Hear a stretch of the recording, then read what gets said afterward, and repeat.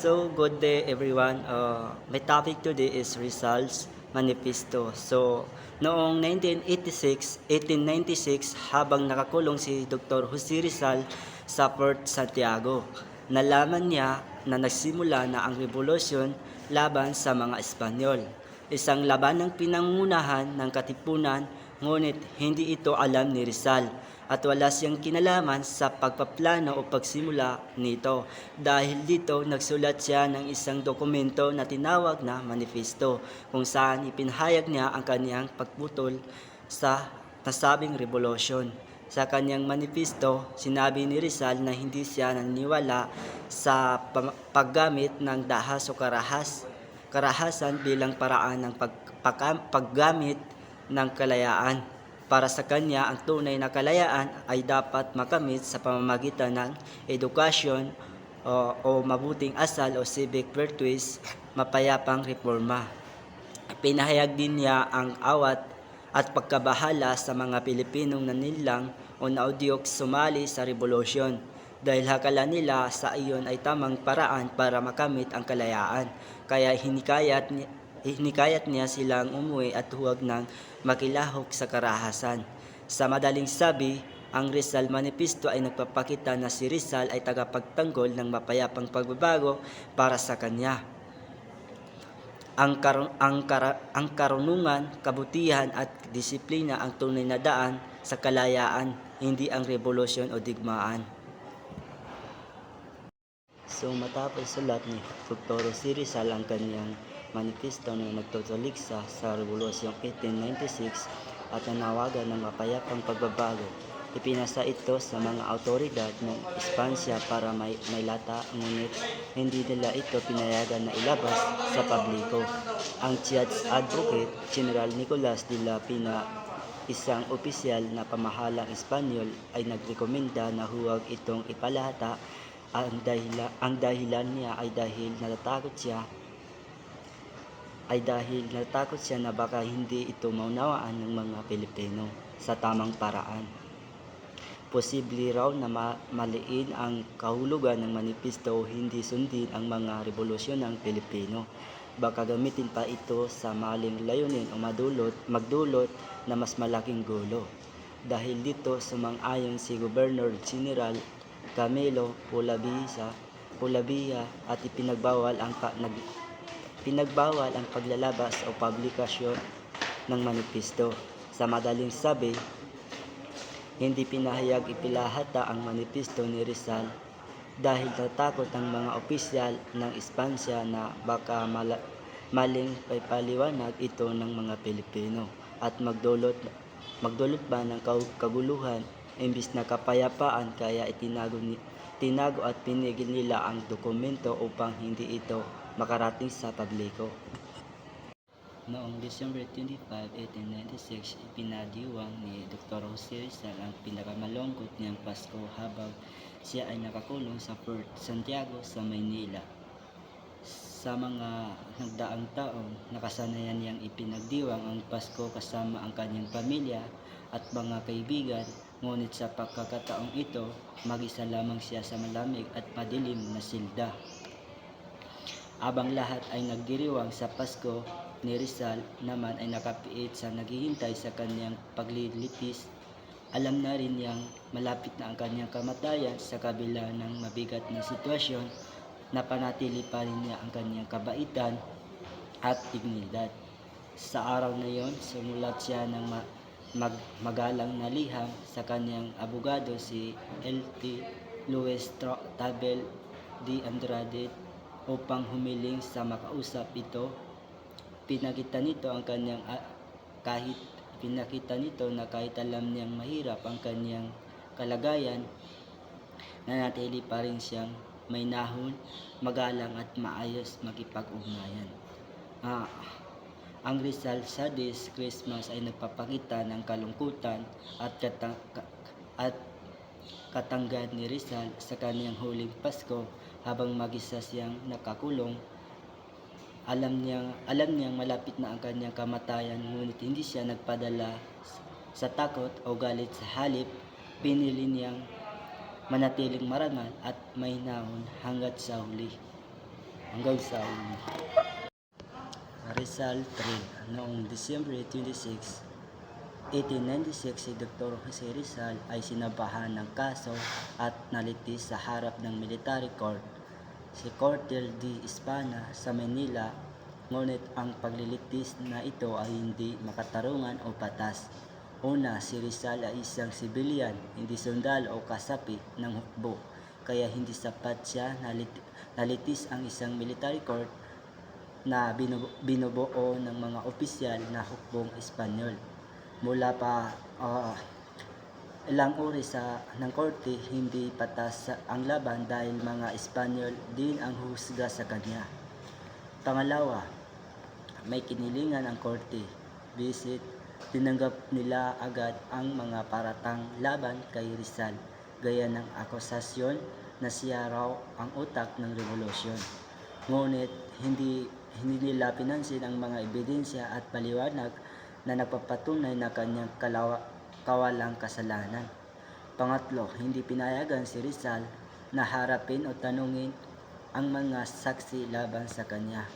Tinanggalan siya ng karapatan na ipagtanggol ang sarili sa harap ng mga tao nagsusumbong sa kanya, kaya sa kabubuan, ang paglilitis kay Rizal ay piki at hindi patas. Ginawa lamang ito ng mga awtoridad ng Espansya upang mapatunayan ang gusto nilang resulta, ang hangatulan siya ng kamatayan.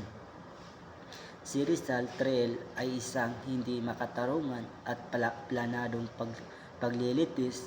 Nalitis siya sa mga Espanyol na paraang labag sa batas at walang patas na panindig, kaya't malinaw na itinakda na talaga ang kanyang kaparusahan bago pa man magsimula ang kaso.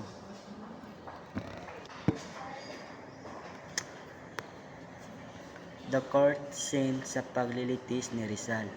Noong araw ng paglilitis ni Dr. Jose Rizal, marami ang dumalo upang saksihan ang kanyang kaso, kabilang dito si Josephine Bracken, ang kanyang kasintahan. Isa sa mga kapatid ni Rizal, ilang mamamahayag na Espanyol at mga mamahayang Espanyol na nais makita ang kinalabasan ng paglilitis. Si Rizal ay nakaupo sa pagitan ng dalawang sundalo at ang kanyang mga kamay at nakatali sa likod na para bang isang siyang karaniwang kriminal, kahit wala namang siyang ginawang karahasang krimen. Ngunit sa kabila ng ganitong nakakahiyang kalagayan ni Rizal ay nanatiling kalmado, mahinahon at marangal. Nakasuot siya ng itim na Amerikana at puting bestida, tanda ng kanyang dignidad at respeto sa sarili. Hindi niya ipinakita ang takot o galit, bagkus ay tinanggap niya ng buong tapang ang sitwasyon. Ang court scene ay nagpapakita ng tapang, dignidad at katahimikan ni Rizal kahit nasa harap siya ng mga hukom at taong nais siyang hatulan. Kahit itinalis siya at tinrato bilang kriminal, ipinakita niya ang katauhan ng isang tunay na bayani, marangal, matatag at handang harapin ang kapalaran ng may dangal. Charges against Rizal. Sa kanyang paglilitis, si Dr. Jose Rizal ay pinaratangan ng tatlong mabigat na kasalanan ayon sa batas ng mga Espanyol. Rebellion, pag-aklas o rebellion, ibig sabihin paglalaban o pag-aalsa laban sa pamahalaang Espanyol. Inakulasan si Rizal na siya raw ang nagsimula o nag-udyok sa revolusyon ng mga Pilipino laban sa mga Espanyol. Sedition, panghikayat ng kaguluhan o pag-aalsa, ibig sabihin panghikayat sa mga tao na maghimagsik o magrebelde laban sa pamahalaan ayon sa mga Espanyol. Ang mga isinulat ni Rizal tulad ng Noli Me Tangere at El Filibusterismo ay nagapasiklab daw ng damdaming laban sa pamahalaan. Number 3 is illegal association. Illegal ng samahan, ibig sabihin, pakikilahok o pagkakaroon ng koneksyon sa mga samahang ipinagbabawal ng batas gaya ng katipunan, bagaman wala talagang ebidensya na kasapi siya, isinama pa rin ito sa mga kaso laban sa kanya. Sa ilalim ng bata ng Espanya noon ang mga kasong rebellion at sedition ay mga pinakamabigat na parusa habang buhay na pagkakakulong o kamatayan, samantala ang illegal ng association ay may mas magaan na parusa tulad ng multang salapi at pagkakakulong. Si Rizal ay inakusahan ng 3 mabigat na kasalanan. Halos lahat ay may kinalaman sa revolusyon kahit wala siyang direktang partisipasyon dito. Ginamit ng mga Espanyol ang mga kasong ito upang bigyang katwiran ang pagpaparusa sa kanya ng kamatayan kahit hindi sapat ang ebidensya laban sa kanya. He advised against rebellion. Ibig sabihin, tinutulan ni Rizal ang idea ng marahas ng revolusyon para sa kanya. Hindi sapat gumamit ng dahas o digmaan para makamit ang kalayaan. Naniniwala siya na ang tunay na pagbabago ay dapat makamit sa mapayapang paraan sa pamamagitan ng edukasyon, moral na pag-unlad at reforma mula sa pamahalaan. Kaya nang mabalitaan niya ang revolusyon noong 1896, agad niyang itong kinondina dahil alam niyang magdudulot lamang ito ng pagdanag ng dugo at kaguluhan.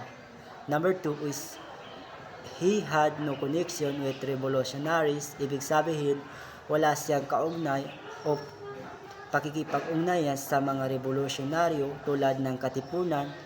Hindi siya kasapi, hindi siya nakilahok at wala siyang alam sa mga plano ng mga grupo. Bagamat ginamit ng katipunan ang kanyang pangalan bilang inspirasyon, hindi ito nangulugang bahagi siya ng kanilang samahan. Number 3 is the Liga Filipina. He founded was civic, not revolutionary, and it dissolved after he was exiled. Ang La Liga Filipina na itinatag ni Rizal noong 1892 ay hindi isang revolutionaryong grupo kundi isang samahang civic organization. Layunin nito na pagkaisahin ang mga Pilipino at itaguyod ang reforma sa mapayapang paraan tulad ng pagpapabuti ng edukasyon, kalusugan at kabuhayan. Ngunit matapos itapon ni Rizal sa dapitan nawala at natigil ang La Liga Filipina. Sa kalaunan, ang ilang dating kasapi nito ang bumuo ng katipunan na ginamit ang idea ni Rizal bilang inspirasyon para sa armadong pakikibaka. Number 4 is his life in Dapitan was exemplary. Habang nasa Dapitan, Mindanao, bilang isang ipinatapon naging huwaran si Rizal ng kabutihan, talino at malasakit sa kapwa. Doon nagturo siya ng mga bata, nagpapagawa ng ospita, nagtatanim ng mga halaman, nagpapaunlad ng kalinisan at tumulong sa mga mamamayan. Pinakita niya na kahit malayo sa politiko at revolusyon, makatulong pa rin siya sa bansang mapayapa at makataong paraan. Verdict and execution order ni Dr. Jose Rizal. Matapos ang paglilitis ni Dr. Jose Rizal noong December 26, 1896, kahit malinaw na malakas at matibay ang kanyang depensa, hindi ito pakikinggan ng korte. Ang mga hukom na bumubuo ng militar court ay may kinikilingan na mula pa sa simula. Ibig sabihin, nakakapagpasya na sila bago pa man matapos ang paglilitis. Kaya't nung araw din yon, unanimously o sabay-sabay silang bumuto sa hatulan si Rizal ng kamatayan ng pamamagitan ng firing squad. Pagkatapos nito ay pinasa ni Governor General Carmelo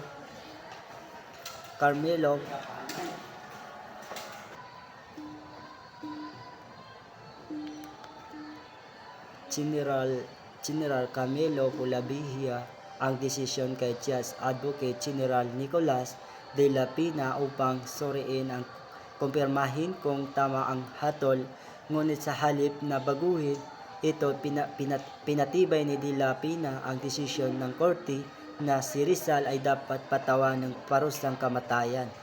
Noong December 28, 1896, nilagda ni Governor Polavija ang kautusan para sa pagpapatupad ng hatol kay Rizal. Ibig sabihin, mula sa araw na iyon, pinal na at hindi na. Noong December 28, 1896, si Governor General Camilo de Polavija ang pinuno ng pamahalaang Espanyol sa Pilipinas. Noong panahon iyon ay opisyal na nag-aproba ng hatol na kamatayan laban kay Dr. Jose Rizal. Ang hatol na ito ay binigay ng military court na noon ay nag-akusa kay Rizal ng rebellion, sedition at illegal association. Kahit maraming ebidensya na nagpapakita ng kanyang kawalang kasalanan, ipinagtibay pa rin ni Polavija ang desisyon ng korte. Ayon sa utos ni Rizal ay paparusahang barilin firing squad sa December 30, 1896, alas 7 ng umaga sa Bagumbayan Field. Ang lugar na ngayon ay kilala bilang Luneta Park o Rizal Park.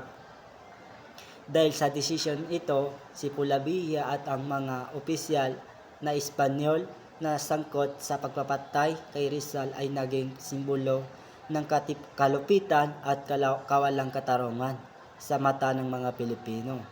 Hanggang sa kasaysayan, itinuring silang mga taong kinamumuhian dahil sila ang nag-utos ng kamatayan ng isang inosente at makabayang Pilipino na naghangad lamang sa mapayapang reforma para sa bansa. Ang pagpirma ni Governor Polavija sa utos ng kamatayan ni Rizal noong December 28, 1896 ang nagpatibay sa tradiyang maganap sa Bagumbayan. Ang desisyon ito ay nagbungsod ng galit at pagkamuhi ng mga Pilipino sa mga Espanyol at kalaunan ay nagpatindi sa damdamin ng nasyonalismo na siyang naging inspirasyon upang ipagpatuloy ng mga Pilipino ang pagkikibaka para sa kalayaan. And thank you po, ma'am.